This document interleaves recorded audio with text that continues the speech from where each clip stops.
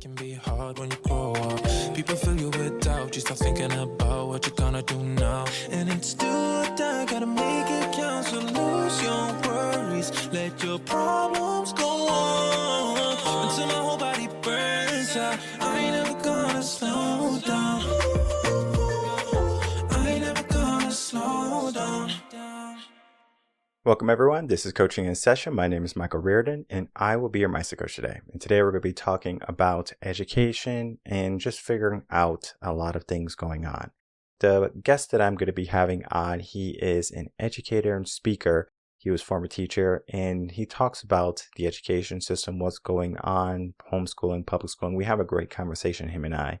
Even after our conversation, we stuck around for about 10 minutes and we talked about a little bit more so than just, the podcast conversation. But him and I have a lot of similarities when it comes to education. There's only so much we can talk about in an interview in one episode.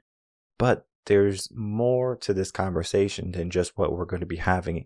What I will tell you is to not only look at your experience, but to look at what's happening in the world around you. Because your community, society, whatever you want to label it as, you get to decide at the end of the day if we're going up or if we're going down. Are we making progress towards something better, or are we declining into something that's not necessarily good? Because we can look at the statistics of how many individuals, 16-year-olds don't know how to read, don't know how to do multiplication or division. This aspect is not so much of a problem with the teachers not doing their job. It's more so of the kids just checking out. And my guest and I, Ken, we have this great conversation talking about all the nuances. And what I will say is that there are going to be exceptions for different situations, right? Exceptions don't make the rule, because we can look at the majority. And what I will say is that the majority of teachers mean well. They do good. They want the best for them. A lot of teachers are burning out too. A lot of good teachers are leaving the field, leaving the industry. We talked about it right in the beginning. Why do you think that's happening? It's not happening because they're not good teachers.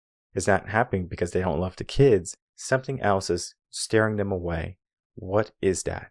So let's get into this conversation and then begin to dissect what's going on in the world of education. Welcome, Ken Futernick, to Coaching in Session. How are you doing today? I'm doing fine, Michael. Nice to be here. Glad to have you on today. We're going to be talking about your work as a speaker and educator. And if you know anything about me, I know my audience knows quite a bit about me because I talk about it a lot on the podcast, is I was a former educator myself. And education has changed over the years. We can look at the institution of normalized schooling. It was, I believe, 1849, 1847. Around there, Massachusetts was bringing the normalized schools where people were coming in and they wanted to educate people because it created better workers. And that was true, because if you were a coal miner, you wanted to be able to read what an explosive was or what was dangerous. It helped with efficiency. But as the institution went on, education started to change with a lot more testing. In our real world today, it doesn't necessarily apply. Because if you take an 18-year-old, for example, when they're done with high school, they don't know how to balance their checkbooks. They don't know what the real world is going to bring them. It's almost like they're down the stream without a paddle. And we need to look at education for what it truly is, an opportunity to grow and to learn. But not many people take that opportunity. And we're going to be talking about all that today. In your own words, tell the world who you are, what you do, and how you help.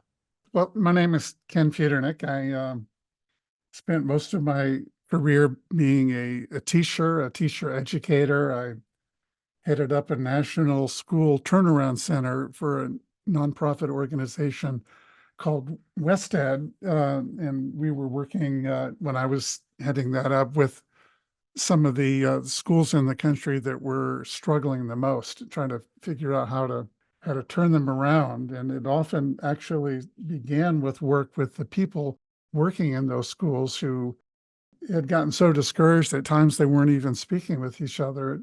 And we needed to kind of address that. And now I have a couple of podcasts. One I started about 5 years ago called Teacher Stories, and I did that because I think what we've lost in our society is a collective memory about the incredible impact that teachers have on our lives. Unfortunately, the narrative too often is about the failing education system and what we wish that they were doing that they're not. And unfortunately, too many teachers aren't recognized. We don't remember them and acknowledge and thank them. Consequently, many of them leave before they retire. And so teacher stories is a way to share stories, often from people who have had a teacher that had a huge and a profound impact on their life. And I also have another podcast called Courageous Conversations about our schools. That is really about trying to acknowledge that there are these new phenomena we refer to, maybe it's not so new, these culture wars where people come to board meetings and yell at their elected leaders. And there are these sort of polarized debates that are occurring that are really wreaking havoc on schools. And Michael, I just want to respond to something you said. You talked about, when schools first started emerging in this country, it wasn't that many years later in the 19th century when schooling became compulsory. And the reason that happened in virtually every state is because they didn't want people to take advantage of youth and use them out in the fields and where they wouldn't get an opportunity to learn subjects and material that we think everyone needs to learn in order to be a productive member of society. But what's interesting now, and we had an interesting, courageous conversation about this recently, is the fastest growing form of education today, and that's homeschooling. And it's a fascinating subject, and it is a little bit polarizing because many states allow parents to homeschool their kids. They don't have to show any qualifications themselves. They don't have to prove that they've done anything.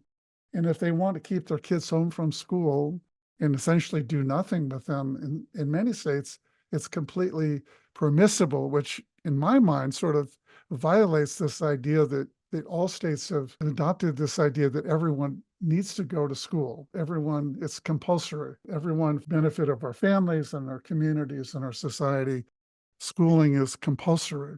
Could we do a better job of it? In many places, of course. But the idea that people can keep their kids home, and if they choose not to educate them at all, nowadays, many people say, well, that's their prerogative. But in my mind, we're shortchanging those kids. And I have examples from my podcast of people that have been on that say, I never learned math because my parents said that girls don't need to learn math. They'll never use it. And later, she wanted to become involved in science, and she had to learn math on her own after she was done with school. That didn't work out very well for her. And she later reconciled with her parents, who said, I think we shortchanged you, and it was a mistake to do that. But that's the kind of topic, Michael, that I like to have courageous, respectful conversations with people about, because too often we don't have those conversations, or when we do, we end up yelling at each other or doing it in ways that aren't very productive. Yeah, and we could definitely have that conversation here because it is a conversation that many people need to understand, because you are right. A lot of people are taking their kids out of the schools and homeschooling them. Now, they don't have the credentials, they don't have the background to do it. We saw during the pandemic, the levels of reading, math, writing, all of that went down because you're giving a parent the role of a teacher. And the good majority of parents learned that teachers are not just glorified babysitters anymore. However, now there was an opportunity for parents to look at if their kid is learning in school, because what happened with the schools is that they put their kids in front of a computer, a laptop, and they said, okay, you're going to sit for this Zoom meeting. And it was the Zoom meetings for all the kids. And you could see the frustration from videos. You could watch TikTok videos, YouTube videos of these kids trying to learn, and they're not able to do it, because technology is great and all, but when it comes to a child and their development and learning, having that in-person interaction is so much more powerful. And I always say there's things that parents can do and there's things that other people can do. For example, I'm a coach. I have coached many things in my life. I was a teacher also, music, special ed. So I have done a lot of different things. And one of the things that parents would come to me and they would tell me, like for swimming, for example, they'll say, Michael, you don't think I know how to swim? You don't think I can teach my kids how to swim? And I say, no, I believe you know how to swim. I believe you can teach them.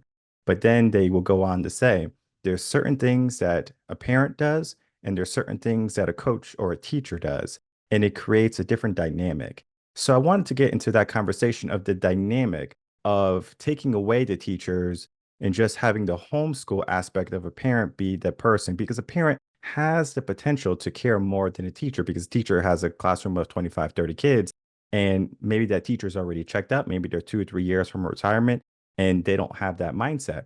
But there are so many good teachers that want to do good every single day they walk into the school. They want to make sure every single child is there, is learning, is prosperous. But then there's going to be those few bad apples, of course. So we don't have to talk about those few bad apples. Let's talk about the teachers that care. Let's talk about the opportunity that maybe the children are going to miss if they do homeschooling only. My Teacher Stories podcast is, I think there's over 80 episodes, and you can listen to any one of those and hear someone talking about a teacher that changed their life. There was actually, I'm trying to think which one of so many that I could focus on. But one of the things that's really important that you alluded to is, yes, there are parents that are doing wonderful jobs of homeschooling. And one of the things they do is they create networks with other homeschooling parents, and they coordinate field trips. They spend time in each other's homes. There may be a parent that has some background in science and has science activities planned for them. Another might be doing art activities. What happens there is that those kids get an opportunity to interact with other kids. One of the really important things about school is the breadth of experience that people get, meeting people who have different backgrounds, different cultures, different perspectives.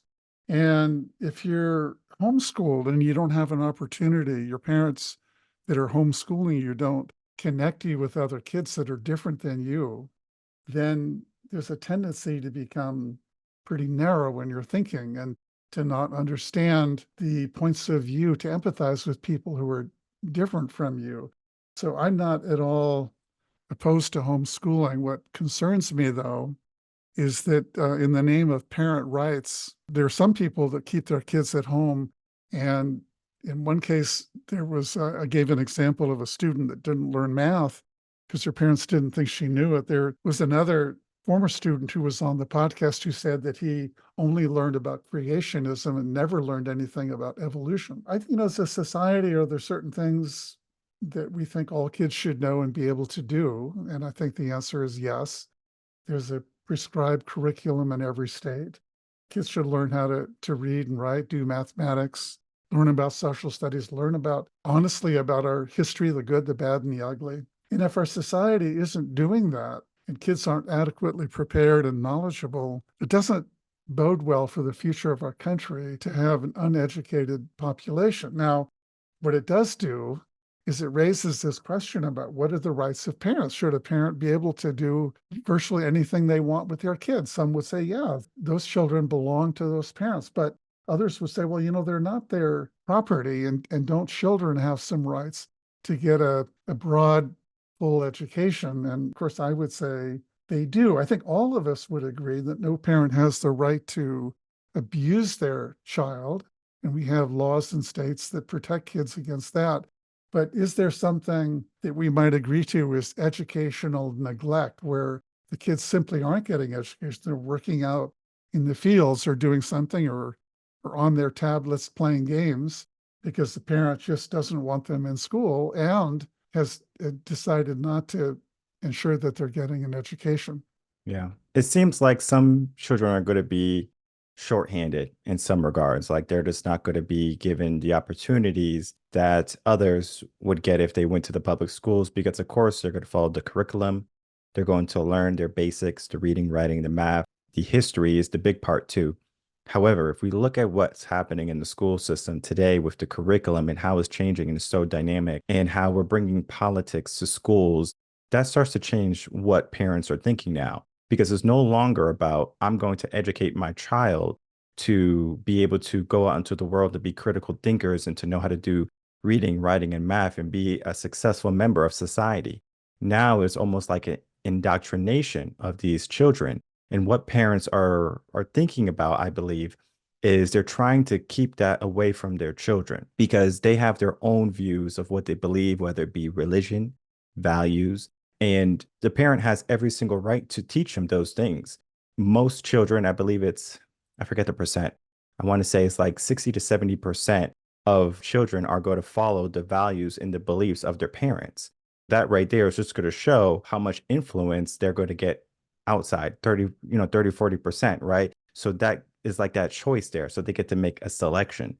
And I mean, if we look at different cultures and different communities, let's use Brooklyn. Brooklyn is a known area where there's a lot of struggle and there's a lot of issues with education, but yet there's many hopeful parents still. I don't know if you ever saw the movie Waiting for Superman. It's a great movie.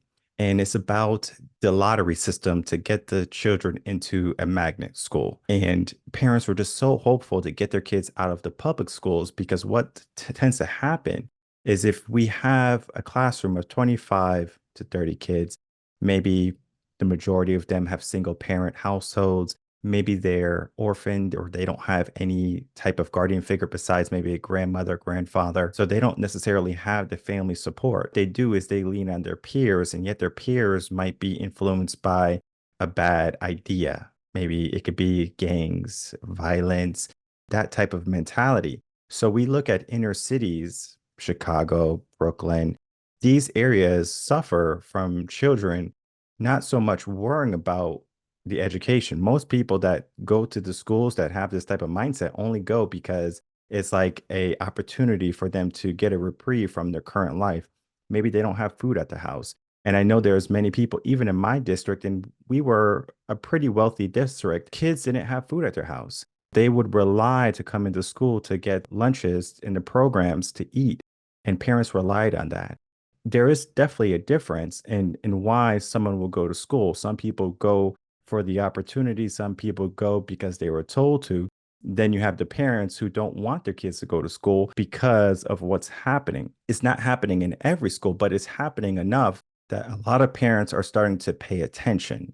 I want to pick up on one thing that you said, Michael, about this notion of indoctrination. And I just wonder if you yourself have come to believe that there's a lot of indoctrination going in schools, which, of course, I think we'd all agree indoctrination we generally think of as a negative thing, something we wouldn't want to happen and shouldn't go on anywhere. But I just wonder if you believe that that is common in schools and if you're concerned about it. And what's the basis for your belief that that's true, if in fact you believe it's true?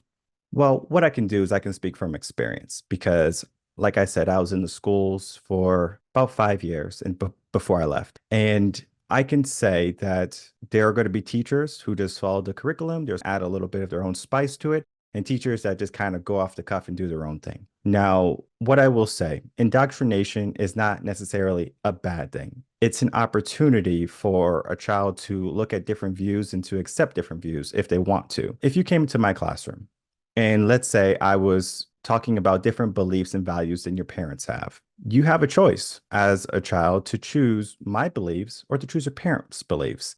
And that indoctrination, if you look at it from the parents' perspective, is I'm letting my kid go to school and be changed by another person. So indoctrination meaning that, not so much indoctrination of I'm leading you down the wrong path. It's just that everyone has a different model and how they teach. We get to make a choice. However, we can agree that a 7-year-old making a choice to change their body or to, run away from home is probably not a good thing. That's why we have parents taking over.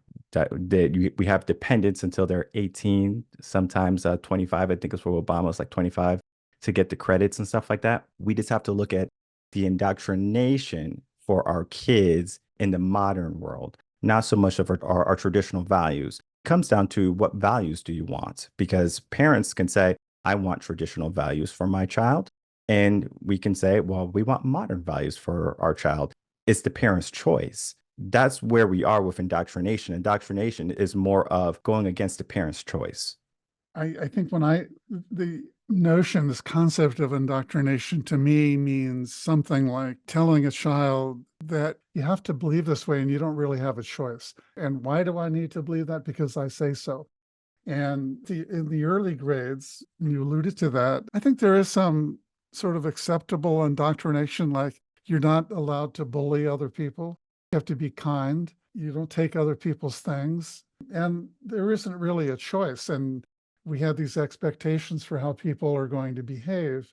And we sort of try to instill that. Values that hopefully parents and everyone in school would agree on, just basic civility and basic ways that we would expect people to treat each other. But then as kids get older, we start studying history, you learn about different cultures and different norms. I think the job of teachers is certainly not to indoctrinate and to say, this is right and you must believe this and this is wrong. The idea is opening up, and you alluded to this, is saying, my job here as a teacher is to have you learn what the opportunities are, what the different beliefs and values are, so that you can choose yourself. And I'll provide you with some critical thinking tools so that you can do that. But I'm not going to tell you, you must believe this or that. I was talking with a teacher recently about this indoctrination idea, and he said, what he finds that his job is that many kids come in having been indoctrinated by parents and relatives and outside of school. And his job is to provide critical thinking skills so they can deal with having been indoctrinated. He says, but I don't indoctrinate, and I don't see that many of my colleagues in schools are there telling kids what it is they must believe, and sort of not giving kids an opportunity to use critical thinking skills so that they believe whatever the teacher thinks that they should believe. I agree with that aspect. The only issue is recently, I would say it happened around 2006 or around that time, where teachers started to become a lot more political in the classroom. They would say, this is who I'm voting for, this is why I'm voting for them. And it's perfectly fine to have an opinion as a teacher. I'm not saying you can't have that opinion. What I am saying is when you're trying to say, or when you belittle another candidate. So for me, like, I don't necessarily want to belittle a candidate because there's always going to be values in a person. And if I prefer a different candidate, this is why I prefer this candidate versus this candidate, versus what typically tends to happen is a one-sided conversation.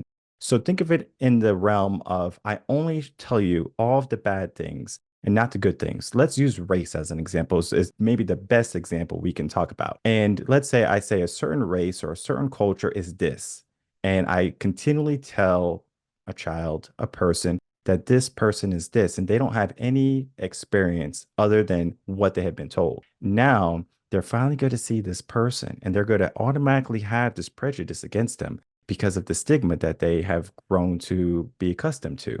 Now, again, they have that choice to learn. And I have seen it happen many times where a child has been told to believe a certain thing. And then what tends to happen is they get to know the person and they're like, wait, you're not like what my parents said or my teacher said. You're totally different. You're cool. You're like, I want to be friends with you. I want to hang out with you.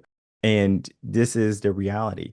We have our own opinions. I'm sure, I don't know if you have ever experienced this, but I have. Your parents will say, oh, I don't like this kid or something like that in school. Why, right? Like, that's the adversity we have to go through in order to grow, because we have to deal with people that might not be good people in the world. Not everyone's going to have our best intentions. We have to be able to discern that. And if we can't discern it, then that's when we start to go down the wrong path with the wrong people and we don't make our own choices. Critical thinking is now out the window. We have to open up that window. And as you said, there are teachers who bring in the critical thinking aspect. But then if we look at the school system, what they're doing is they're doing multiple choice scantrons. There's no longer scantrons. Everything is done on a Chromebook now, where you pick A, B, C, or D. And you know what these kids are doing? They're already checked out. They just pick any old thing. They don't care if they get it right. They just want to get it done. Education is going more so of regurgitate this information, take this test, it's going to be life-changing for you, versus taking the real teaching out of what a teacher should be doing, bringing back in teacher to the classroom versus technology. Read this, watch this video. This is going to teach you everything you need to know. There's a big change and a big shift that happened. I want to go back to something you said when I asked you the question about indoctrination. You said I can speak from my own experience. There was a person I interviewed for Teacher Stories, and if you go to teacherstories.org, you'll find it. If you look for a woman named Diana Hess, she's the dean of the College of Education at the University of Wisconsin, I believe, who a number of years ago wrote a book called Politics in the Classroom. And she and her colleagues actually went out into lots and lots of high school social studies classrooms and observed what was actually going on. And they interviewed kids to see if, in fact, conversation about politics was an attempt by teachers to get them to think like they thought, and or whether students felt that they knew what their teachers believed, what candidates they supported and which ones they didn't. What was really, and so I raised this because this was actually a scientific study. It's not just based on a story that you might tell or a teacher I might remember, but it's actually a scientific study with hundreds of teachers. And what they found was that students often said they didn't know what political leaning their teachers had. The teachers wouldn't really reveal that. But in cases where they did, the students were asked, did they try to influence you to believe like them? And most students, vast majority, said no. They didn't try to influence me to think like, and were you influenced by them anyway? And they said, no, this charge of indoctrination that there are vast numbers of teachers out there trying to get people to think like them or to speak disparagingly about this group or that group. I don't think that the research bears that out. Now, can we find an example of it? We can find examples of bad doctors, bad attorneys, bad anything. What I think we have to avoid doing, though, is generalizing and saying because we can think of a bad school or a bad teacher or a bad doctor, that there must be many, many more like that. But in fact, I think more often than not, what teachers are trying to do is to open minds, get people to think, to change their prejudices and their biases and their stereotypes, to be more open-minded, not less open-minded. hmm And I definitely agree with that. There's going to be teachers who do the right thing. Where, they're just going in wanting to make sure they give the children the best education. And it goes back to what you said earlier about the examples of homeschooling, where a parent said, you shouldn't need math or you don't have to learn math, right? Women don't need to learn math or whatever it was. That right there is going to be one aspect. And we can look at any aspect that you said. We could look at bad lawyers, bad teachers, bad doctors. They're always going to be there. But we do have to look at how old our education system and is it changing with times? Because technology is taking over, as I'm sure you're familiar with. Many children that they're 11, 12 years old, maybe even as young as 8 years old that I've seen, has a smartphone. And they spend all of this time on the smartphone. They're not necessarily going out. I have a playground near my house. And the amount of children I see it's minimal, compared to if I was younger. That playground would have been popping. It would have been crowded. And this is where we're going, right? People are getting away from the outside type of lifestyle, the social type of lifestyle. Everything can be done online, video games online, Zoom calls online. And technology can bring us together, but then it can also separate us. So what tends to happen now is when they are looking for a view, because now they have all this instilled beliefs from their parents, their teachers, etc. They look for communities online, go on Facebook groups, go on Twitter, and now they start to find these people who have these like mindsets. And what tends to happen is they just stay stuck in this. And now we have our political pendulum has swung so far left and so far right. There's no more in between. And this is where many people are struggling because either I'm on this side or I'm on this side. And if you're not on my side, you're wrong. And that's the mentality many people are struggling with today. Absolutely right. There's two things I want to underscore that you said that and expand on a little bit about technology. One is that there is this tendency for people to become siloed, and you spend time on social media sites and with people who think like you do. And what it does is it reinforces your own views, and you then never get an opportunity to hear about someone who has a different perspective. There's something called confirmation bias. Motivated reasoning is it's gratifying for us to see things and on news that confirm what we already believe. And I think it's an unfortunate aspect of the rise of technology and social media And I think schools can be sort of an antidote to that, to say, we're going to look at the broad range of views so that you can then make a wiser choice. The other thing, Michael, was yesterday, I had two people on my podcast, Courageous Conversations, about our schools, who wrote a book called Morning Classroom Conversations. It's a book that helps teachers with kids from fifth grade up through high school have a 15 to 20-minute conversation with their students every morning. In high school, that might be in a social studies class or in a homeroom class, or it could even be in a math class. And the whole idea of it is to sort of become a counter to the way kids are communicating with each other that you alluded to through texting and emails. And what they say is that social media these days has come to sort of define how adolescents see themselves. And it actually creates a huge amount of anxiety to some kids to become depressed, to drop out of school, to have serious mental health issues. Well, this idea of a morning classroom conversation that the teacher initiates and the kids do with each other is a way to have real, genuine, personal conversation around topics that kids care about, where they're having face-to-face conversations, they're listening, they're not bullying each other, they're getting different perspectives, and not doing it the way that we often see in social media, where people anonymously can say terrible things about someone else and shame people. And then kids get addicted to it and they think, this is how I communicate. And yet it's so destructive. And this other way of, we're going to have personal conversations with some empathy and listening and be respectful to each other, I think it's an excellent way in schools to kind of provide a different way in getting kids back to the way that we all should be communicating with ourselves. Yeah. And it is an ongoing issue. It is an ongoing development. Education is going to always be one of those things that evolve with us. Same thing with mindset. How we think when we're young is not the same as when we think when we're older. We can think about when we're teens, when we're 20s, in our 30s or mid 30s, when we might want to start a family. We think very differently. And we do have to be open to be humble in a sense that everyone's going to have their own opinions. Everyone's going to have their own adjustments they would like to make in their life and what they would like to see.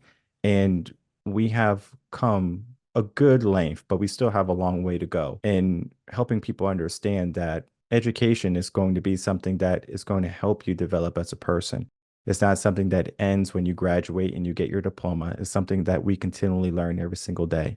And our conversation was just that. It's a discussion to figure out what's truly going on in their mind, to have a dialogue that is not attackive or attacking or going to be obtrusive or a way that belittles the other person. It's one where we can have different viewpoints and still accept each other.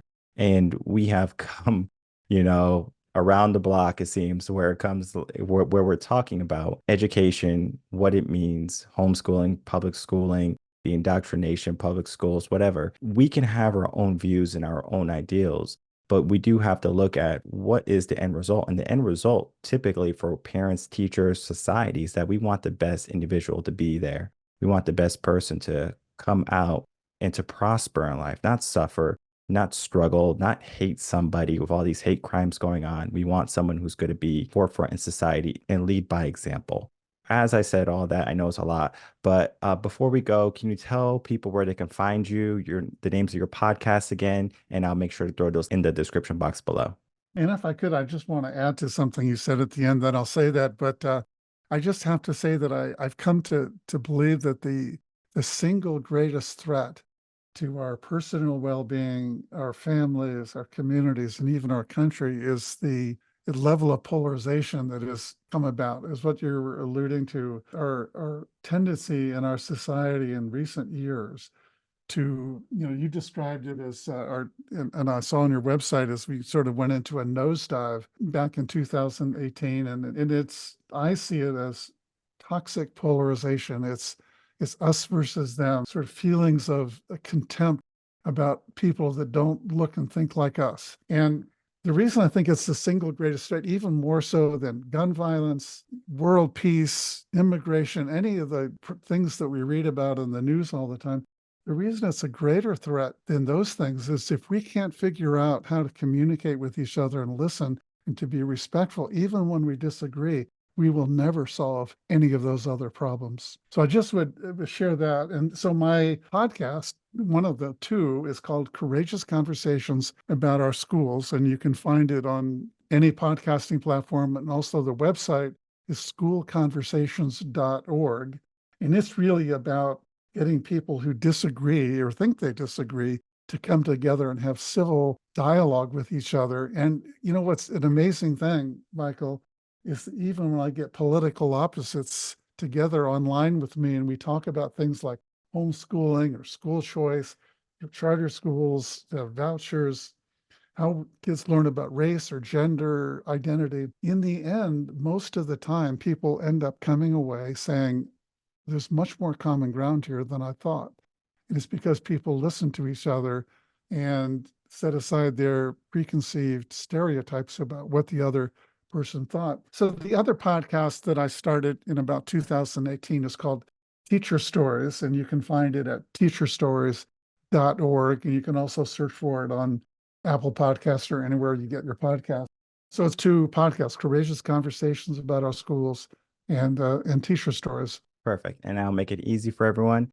Both podcasts will be in the description box below so people can tune in, listen, learn more about education, what's going on in the world, and then begin to align to what their values truly are. Because at the end of the day, our character doesn't change much from when we're young. We learn who we want to become. And if you become a person that you're not happy with later on in life, you can change, you can make the changes. Some people, they use religion for that. Some people, they use mentors, coaches for that. Some people, they remember a wonderful teacher in their life and they say, I would like to be like that when I'm older too. There's so much to education, and the conversation that we have today was a great conversation. I want to thank you so much for coming on, talking about your work and being that beacon, to let people know that education doesn't have to be so much of what I only say. It can be about the collective and what critical thinking truly is. And that's, we get to decide what you want to do, right? It's a flow chart. It's a system.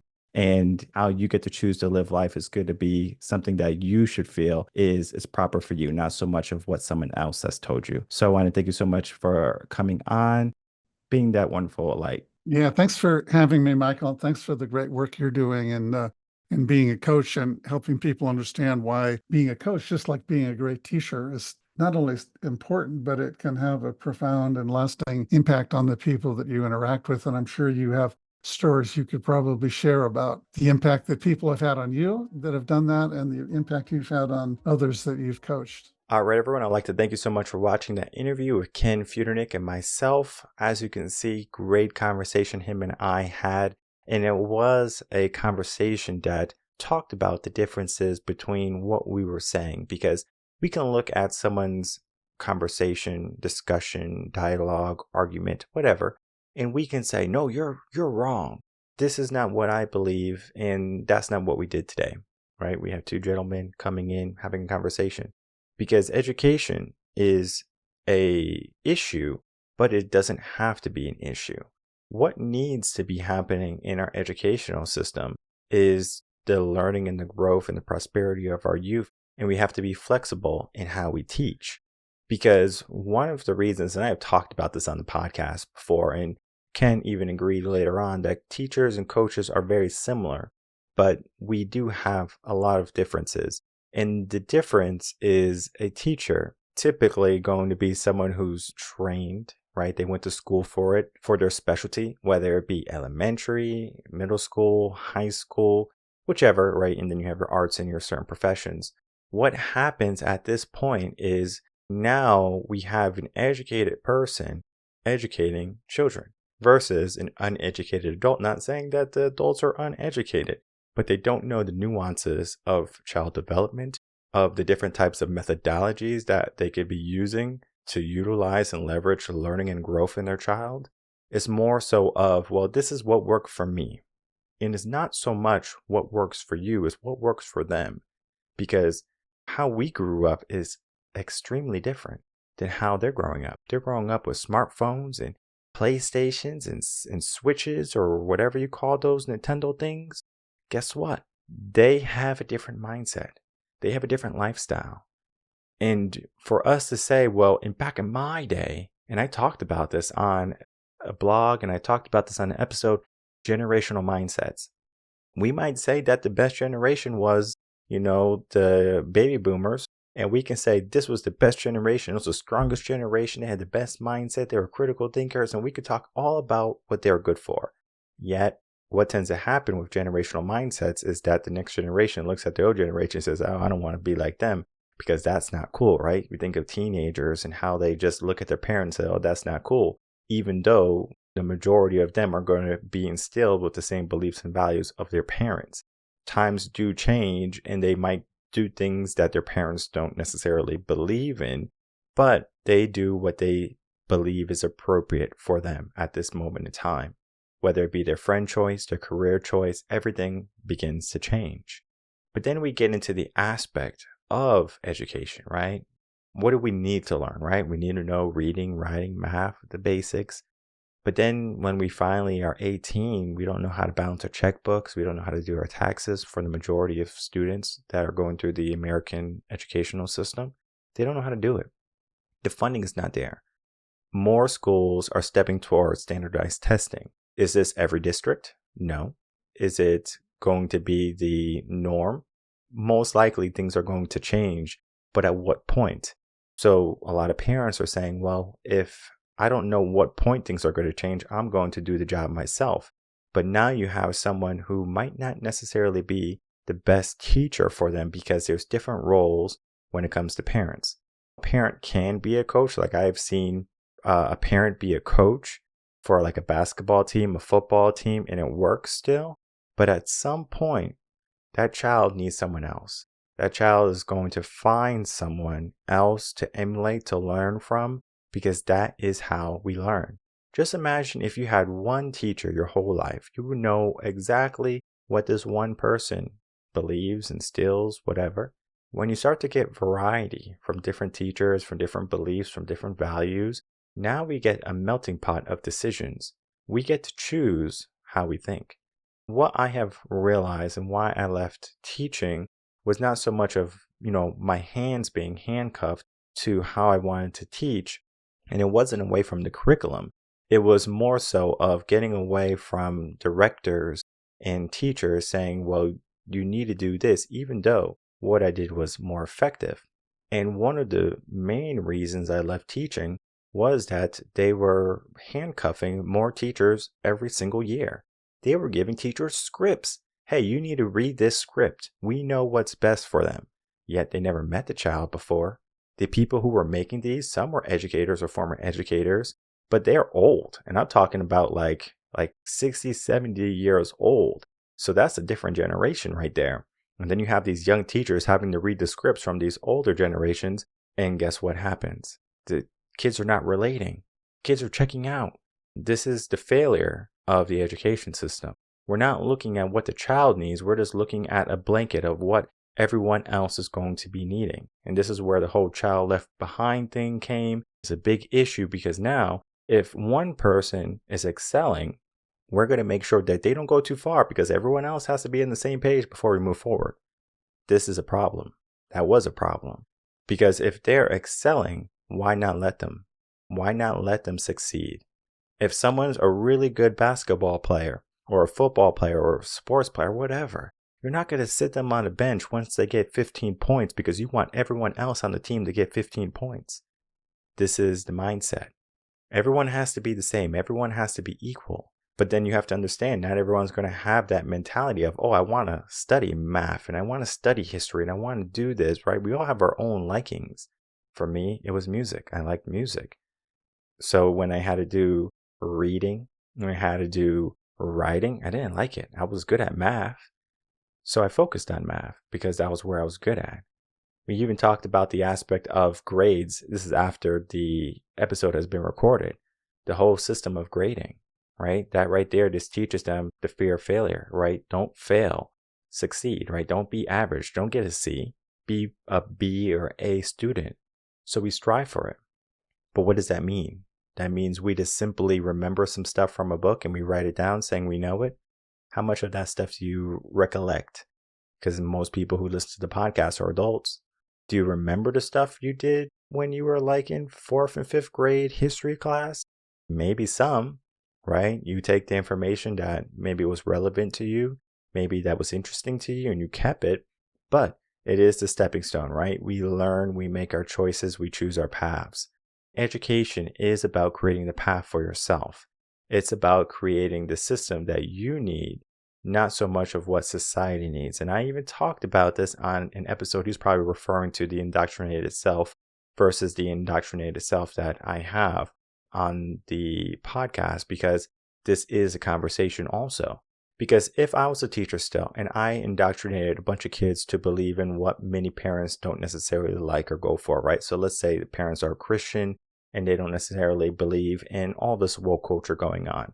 For me to say that they need to believe in this and I need to influence them, yes, there's going to be some teachers that do that. But then, as he said, the majority of teachers don't do that. There's also teachers that are female that are sleeping with, boys that are teens, like 13, 14, 15-year-olds. Is that every female teacher? No, of course not. This is just, the exception, right? It's a few outliers. And we can say that, oh, this is the case study and all these teachers are doing this, and that's not true. But it can happen to your child. It can happen in your district. So we do have to be aware as parents. We do have to be aware as teachers to what goes on. And I mean, I have seen teachers giving 100% of themselves every single day to make sure that those kids can be 100%. I remembered a quote, and the quote was, "A teacher is a candle that lights the way for the next generation. As they provide that light, the wick in the wax starts to go down, right? The candle basically eats itself." In a sense, that's what education is. We spend our time to light the way of the next generation, and we burn out slowly. But what's happening in our world today, and especially with a lot of teachers that are leaving, is that they're burning out a lot quicker. A lot of things are happening. They feel like they don't matter. They feel like they're handcuffed. They are not making the impact that they would like to in their children's lives. There can be many factors to why teachers are leaving and stepping into other professions. For example, coaching. I know many teachers who are leaving, becoming coaches and speakers and authors, because they can make an impact doing that, and they don't have to be tied down and be at the whims of an employer. They want to be their own independent person. And that brings up another conversation, right? Do you want to be your own boss, or do you want to be an employee? When you're a teacher, you're an employee. You can be a teacher coach, and you can go into districts and teach teachers how to teach. But I always remember those workshops whenever a teacher would have to sit there for an hour after school, and they have other things to do like grading or their own personal life, and they have to sit down and listen to someone who hasn't been in the classroom for XYZ amount of years, and they were just like, oh, great. Sometimes they would get some good stuff, but most of the time it was a waste of time, because they were talking in the ideal mindset, the ideal world, right, where everyone listens and everyone is on board and everyone is succeeding. Yet, a lot of children, they come from broken households. They come from hard and difficult situations. And we have to put that into perspective. And the only way you can do it is by not only being a good teacher, but by individualizing things in a way that's going to be beneficial for them. And I talked about it on the podcast. So you could be like a kinesthetic learner, a visual learner, auditory learner. I mean, there's going to be these different aspects. How does that child learn the most effective? If we're not paying attention to those things, then of course that child is going to be left behind, because we're not giving them what they need. This is not a cookie cutter program. Schools should not be cookie cutter programs. Schools have gone from, all right, let's see what the class needs. Let's see what the individual child needs, to, okay, this is what you need. This system is going to help everyone the same. And some systems are good. Some systems are not that bad.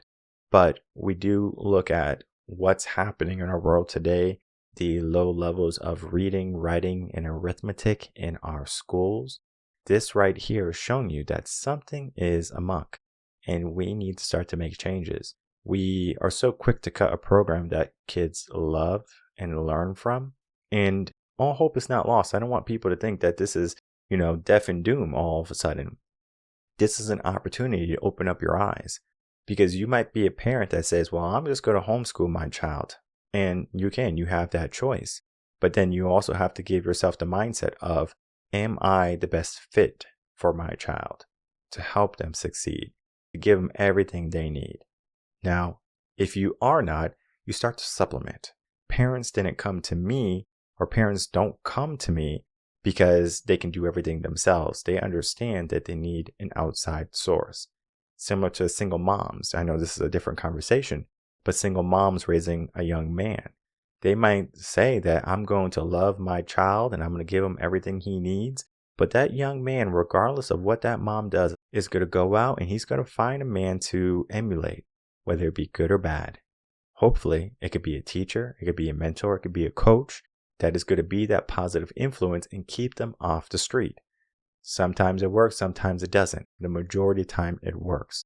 So we do have to remain positive and optimistic for what can come because, again, all is not lost. We just have to give more attention to our youth, what's happening. If they're going this way and we start to see that this way might not be good, we start to adjust. And if you can't adjust and if you can't make those changes, then that is when you need some help. And I encourage everyone to check out Ken's podcast. That can be a great resource, not only parents, but for students to understand that there are going to be good teachers and how to identify them. The story of other people coming on, sharing their experiences. And then so now things can become relatable. And then, of course, if you need any help and any guidance, we are going to be here, revenconcepts.com. More than happy to help anyone out that might be struggling, that might be going through it, and they just need a little bit of guidance. And it might not only be about, okay, well, let's get them on the right track with their tutoring and education, but giving them the mindset and the critical thinking skills to help them succeed in their life and in the world that they're living. Because again, how we have grown up is very different than how they are growing up. And we have to acknowledge that. But then at the same time, there's going to be similarities in how a person develops. A person is not going to just say, well, I'm 7 years old and now I'm an adult. They go through that process of maturing. The maturing process, the growing process, the learning process, the education process, all essential. And we have to make sure that we give them the essential skills to not only survive, but thrive. My name is Michael Rearden. I'm a mindset coach. If you have any questions, email me coachinginsession@gmail.com.